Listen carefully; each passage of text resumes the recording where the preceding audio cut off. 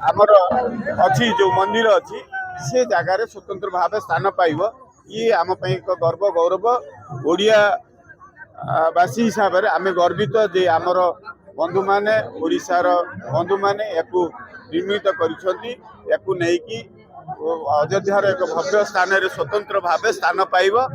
286 kilo अच्छी पंच धातु निर्मित पाखापाखि अधा सुनारे निर्मित अच्छी ये धातु को लेकिन आमर बंधु माने जाउछंती एवं पुरी रे आसंता काली पहुँचब आसंता काली टू पुरी रु अयोध्या गस्त करुच्ची पंच धातु निर्मित श्रीराम धनु।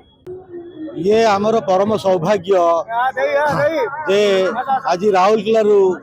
ये जो धनुष स्वर्ण धनुष बाहरी ता भुवनेश्वर राजधानी दे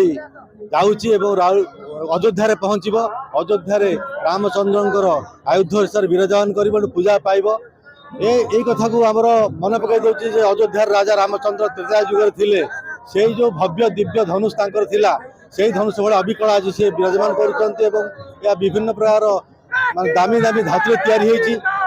आमको प्रतिबिंबित करुच्ची भारत आज प्रतिरक्षा क्षेत्र में आज भारत विभिन्न प्रकार तार स्वयं आत्मनिर्भरशील हवा दिगरे यह आमको सिंबल प्रथम प्रदान करुच्ची भारत आगामी दिन में ताकतदार हम भारत को कहीं नाली आखि देखई पारे ना अयोध्या रामचंद्र धनुष विराजमान कर